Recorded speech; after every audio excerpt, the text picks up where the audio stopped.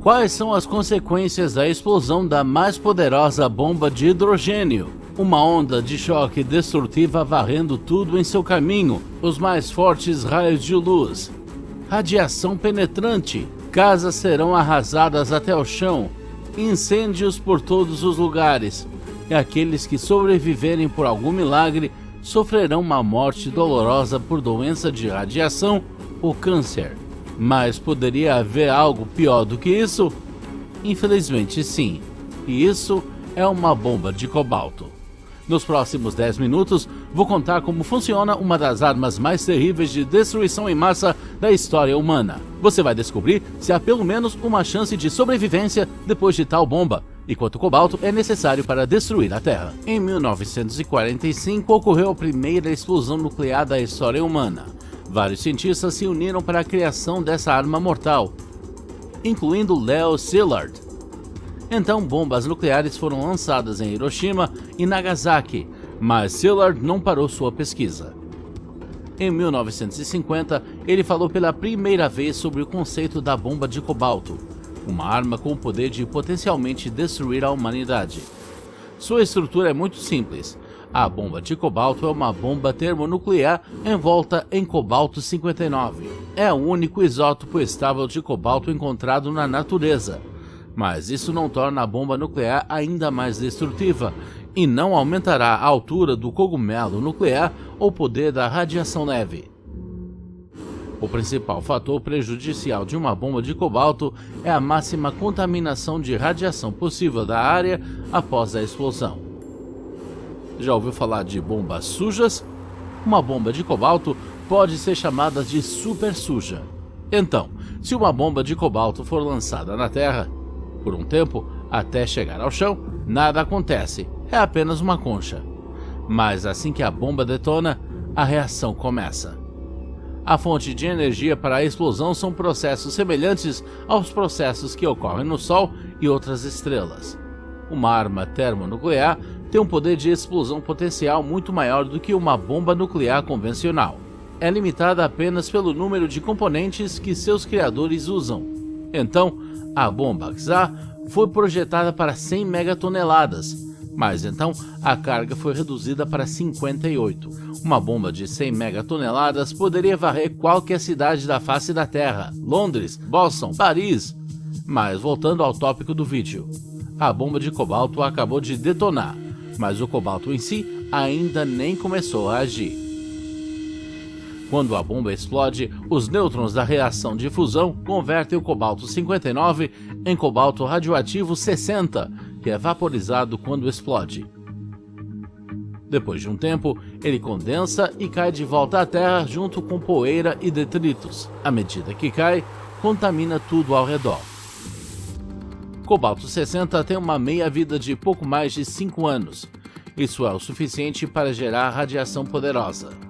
Você não será capaz de esperar nos abrigos até que termine. A área permanecerá contaminada por muito tempo, talvez até mais do que uma vida humana.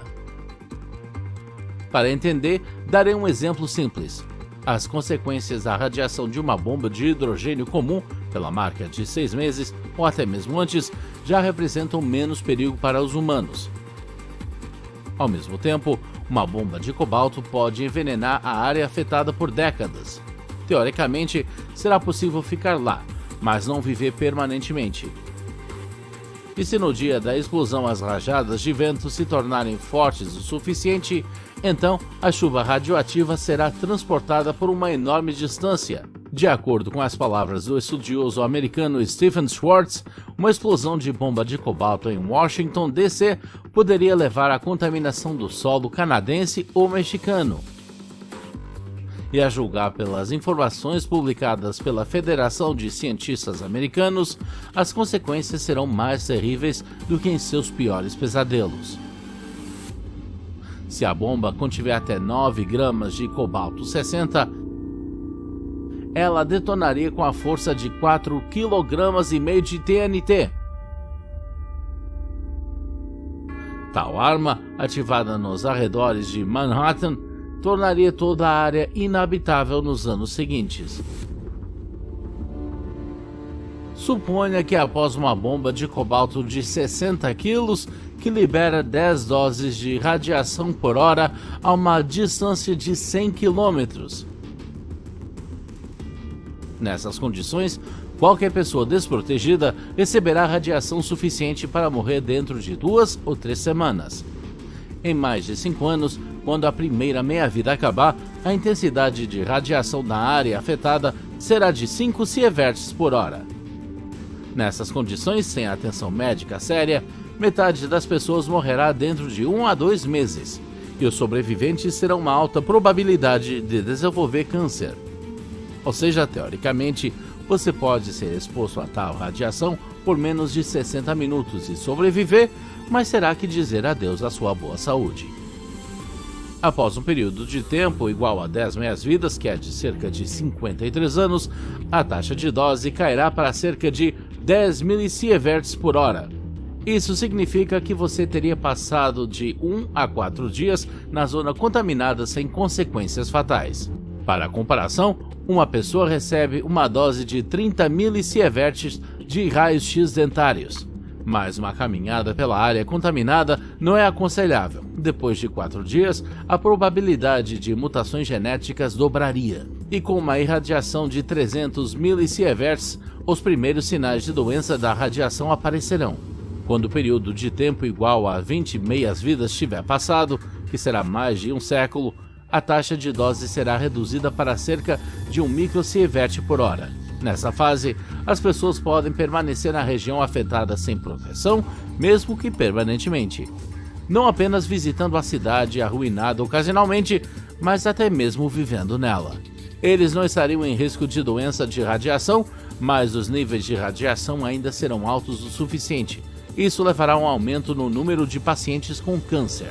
E agora, depois de 25 meias-vidas, ou seja, cerca de 130 anos, a intensidade da exposição ao cobalto 60 cairá para o nível de radiação natural de fundo, cerca de 4 centésimos de 1 microsievert por hora. Por exemplo, a mesma radiação de fundo na Finlândia.